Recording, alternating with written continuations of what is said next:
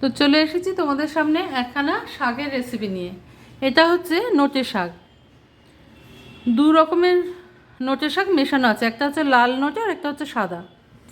যাই হোক, এই নোটে শাকটা আমি সাধারণ খুব সিম্পলভাবে তোমাদের রান্না করে দেখাবো। নমস্কার বন্ধুরা, আমি শতাব্দী। তোমরা সবাই কেমন আছো? আশা করি সবাই ভালো আছো, সুস্থ আছো। শাকটা গরমকালে বলো শীতকালে বলো সবসময় আমাদের শরীরের পক্ষে খুব উপকারী। তো আজকে যখন রান্না করছি তখন তোমাদের সঙ্গে একটু শেয়ার করে নিলাম। ভালো লাগলে লাইক, শেয়ার এবং সাবস্ক্রাইব করার অনুরোধ রইল তোমাদের কাছে। আমি এবার শাকটাকে ভালো করে ধুয়ে জল ঝরিয়ে রেখেছি। এবার তোমাদের দেখাবো যে আমি কড়াইটা গ্যাসে বসিয়ে দিয়ে আমি এখানে অল্প একটুখানি সর্ষের তেল দিয়ে দেবো। বাঙালিদের সর্ষের তেল ছাড়া চলে না, সেই জন্য আমি সামান্য একটু সর্ষের তেল দিয়ে দিলাম।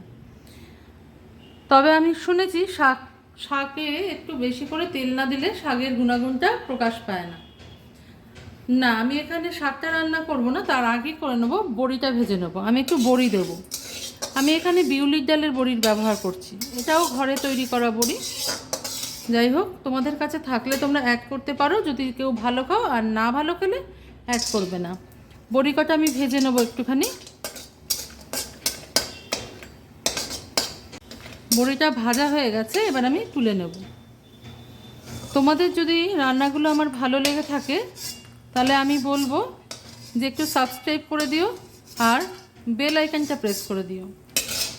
আর যারা আমার নতুন বন্ধু আছো, পুরনো বন্ধু আছো, সবাইকে অনেক অনেক ধন্যবাদ আমার পাশে থাকার জন্য।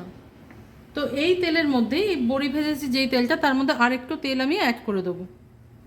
বেশি দেবে না, বুঝে শুনে দেবে, যার যার শাকের মাপ অনুযায়ী দেবে, তাহলেই হবে। আমি এখানে ফোড়নে দিয়ে দেবো একটু কালো জিরে। কালো জিরের সাথে দেবো দুখানা গোটা শুকনো লঙ্কা, হাত দিয়ে একটু ফাটিয়ে দিয়ে দেবো। যে যেরকম ঝাল খাও সেই অনুযায়ী আবার কাঁচা লঙ্কা অ্যাড করে নিতে পারো, এটা শুধু ফোড়নের জন্য।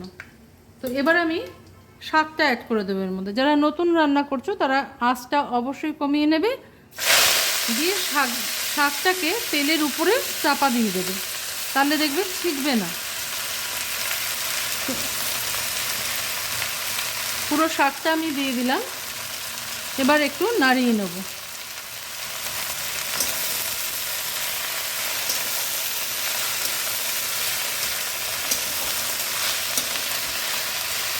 এবার আমি শাকের মধ্যে একে একে অ্যাড করে দেবো একটুখানি হলুদ। শাকে হলুদ দিলে শাকের সবুজ রঙটা বজায় থাকে, সেই জন্য আমি একটু হলুদ দিলাম। তোমরা পছন্দ করলে দেবে, না হলে দেবে না। প্রয়োজন মতো একটু নুন দিয়ে দিলাম, দিয়ে দেবো একটুখানি চিনি। আমি এখানে কাটিং সুগারের ব্যবহার করেছি বা ডায়মন্ড সুগার। শাকে একটু মিষ্টি দিলে ভাল লাগে খেতে। তো সেই রকমই যার পছন্দ হবে সে দেবে, যার হবে না সে দেবে না। শাকটাকে নাড়িয়ে চাড়িয়ে এবার আমি অল্প সময়ের জন্য একটু ঢাকা দিয়ে রাখবো।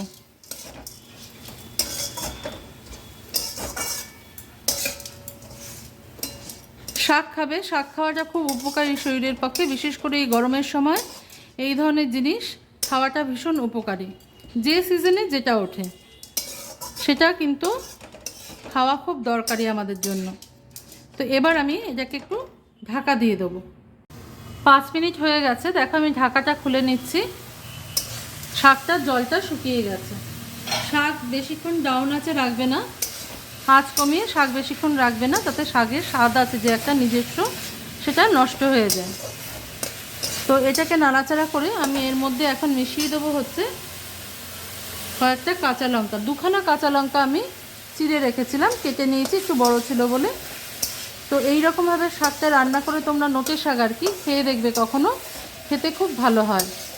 নুন মিষ্টি নিজেদের মনের মতন করে দেবে। শাকটা হয়ে যাওয়ার পর এবার আমি যে বড়িগুলো ভেজে রেখেছিলাম, আমার হাতটা অবশ্যই ভালো করে ধোয়া আছে, কারণ এটা একটা হেলদি হ্যাবিট। বড়িটাকে হাত দিয়ে একটু গুঁড়ো করে আমি এর উপরে ছড়িয়ে দেবো।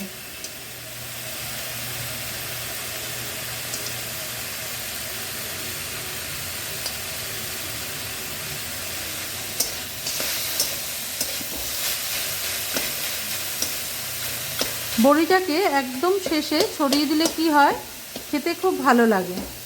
তো আমি এইভাবে একটু ছড়িয়ে এটাকে একটু খুন্তি দিয়েও ভেঙে দিচ্ছি। হাত দিয়ে সবগুলো ভাঙা গেল না, এতটাই শক্ত হয়ে গেছে। তো আমার শাকটা কিন্তু তৈরি হয়ে গেছে একদম। রেসিপিটা ভালো লাগলে লাইক শেয়ার কমেন্টের অনুরোধ রইল।